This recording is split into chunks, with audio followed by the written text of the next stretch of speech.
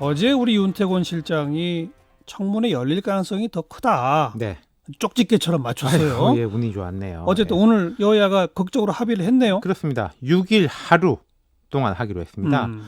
이인영 원내대표는 최종적으로 증인 없어도 인사청문회 하겠다는 것이기 때문에 저희들의 원칙은 지켰다고 생각한다 말을 했고, 나경원 원내대표는 조 후보자만을 대상으로 해서 청문회를 진행한다고 하더라도 상당히 부적격한 후보의 실체를 드러낼 수 있다고 판단해서 더 이상 증인을 고집하지 않고 청문회를 개최하기로 했다 이렇게 말을 했는데, 예. 지금 좀 난항이 있긴 있어요. 이렇게 합의를 하면서 구체적인 증인과 참고인 채택 문제는 법사위에 협의를 갖자 이렇게 예. 뒀거든요. 예. 법사위가 진행이 되고 있는데 지금 이 시간도 진행되고 예. 있죠. 이 증인 채택 문제로 지금 난항이 있는 것 같아요. 예. 근데 지금 이 증인이 채택된다는 건요, 법적 구속력은 없습니다. 없죠. 예, 그러니까 법사위에서 우리가 이렇게 채택했다, 와주십시오라고 말을 할 수 있고 강제력은 없는데, 예. 어쨌든 한국당은 한 명이라도 늘리려고 하고 민주당은 좀 줄이려고 하는 것 같아요. 예. 근데 이게 또 난항을 겪고 있는 이유 중에 하나는 이 여야 내부에서 이 합의에 대해서 불만을 갖고 있는 의원들이 꽤 있거든요. 아하. 특히 한국당은 예. 많습니다. 네. 그래서 결국은 또 무산될 수도 있다? 그 가능성이 있긴 있는데, 근데 이렇게 합의된 게 글쎄. 또 무산되면은 차라리 안 하는 이만 못한 예. 거 아니겠습니까? 방금 그 자유한국당에 이번 합의에 대해서 좀 불만인 의원들이 많다고 네. 했는데, 자유한국당에 이번 그 청문회와 관련된 전략적 미스를 지적하는 언론 그렇죠. 분석들이 많더라고요. 그러니까 보수 언론들도 그런 지적을 하던데요. 애초에 한국당이 이른바 따낸 것을 보면은 2일, 3일 이틀간 하기로 했잖아요. 그렇죠. 그리고 증인 문제는 난항을 겪었는데 뭐 동생 플러스 관련자들에 대해서는 합의를 받고, 이게 최소한 확보하고 있었던 내용이에요. 그렇죠. 근데 이제 청문회는 6일 하루가 됐고, 증인은 아무도 강제성을 담보할 수가 없게 됐고. 그러니까 애초에 합의 얻어낸 거에 비해서 지금 많이 손해 본 셈이에요. 그렇죠. 자유한국당 입장에서는. 예. 네. 근데 이제 어제 제가 이렇게 지적을 했습니다마는 문재인 대통령이 재송부 기한을 6일로 지정해 놓으면서 좀 애매하게 됐고, 예. 하려면 할 수 있는 날짜였고, 그리고 증인 부분에 대해서는 이미 월요일 날 다 양보를 했거든요, 한국당이. 그랬죠.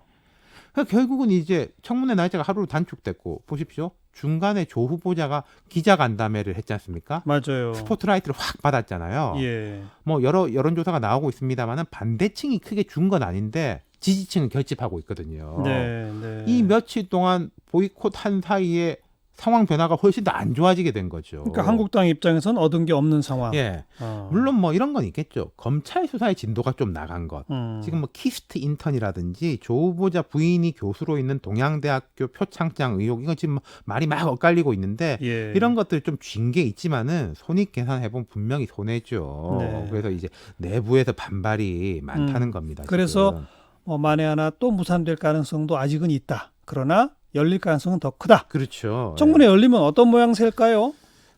일단 이제 지난 간담회를 한 2번 했지 않습니까? 기자간담회? 조 후보자가 되게 오래 하고 예. 그 다음 날 이제 한국당이 이제 반박 간담회를 했는데, 일단 이 간담회하고 청문회는 차원이 다르죠. 다르죠. 예, 의원 질의라는 것은 반박, 재반박, 자료 내밀고 후보자 말도 자를 수 있고.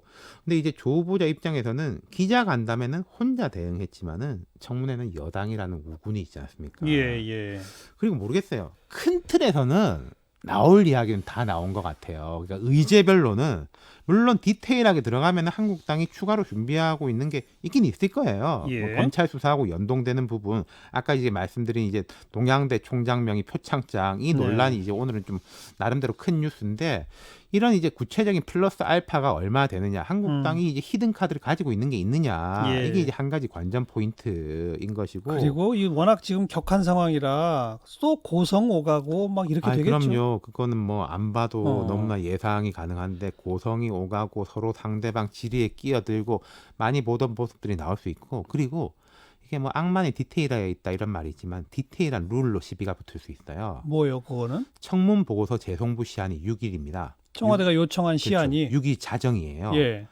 이 청문회에서 청문 보고서가 여야 합의로 채택될 가능성은 저는 제로로 봅니다만은, 6일 저녁 때 되면 이제 민주당 그럴 겁니다. 12시까지 보내야 되니까 청문 보고서 작성하자. 네네. 뭐 적격이지 부적격인지 그 음. 논의해가지고 후보자 보내고 우리끼리 작성하자, 이렇게 이야기를 할 가능성이 높고, 한국당은 무슨 소리냐, 밤 12시까지 해야지 예. 라고 할 것이고, 이게 날짜 여유가 있으면요 하루 잡아도 밤 12시 넘어도 진행되거든요. 하죠. 예, 윤석열 검찰총장 청문회 때 그랬습니다. 그렇죠. 새벽 2시까지 했는데 예. 근데 이번에 시한이 있으니까 12시면 이제 못한다. 뭐 조금 묻던 건 더 묻자. 이런 식의 좀 낯뜨거운 공방이 벌어질. 디테일한 시비라는 게 청문회의 종료 시간을 몇 시로 하느냐를 그렇죠. 둘러싸고 그리고 또 시비가 보고서를 쓰려고 하면 최소한의 시간이 필요하지 않습니까? 예. 그런 조금 일반 시민들이 볼 때는 좀 말도 안 되는 네. 공방들이 벌어질 가능성이 높다는 거죠. 지금까지도 계속 격한 공방이었고 네.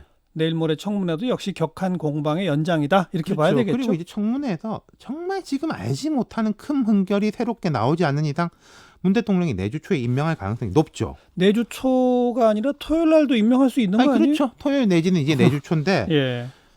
그러면 이제 끝이냐. 다음 라운드로 2라운드로 가죠. 들어가는 청문회는 그러니까 마지막이 아니라 1라운드의 마지막을 울리는 공 정도로 생각하시면 될 것 같아요. 알겠습니다.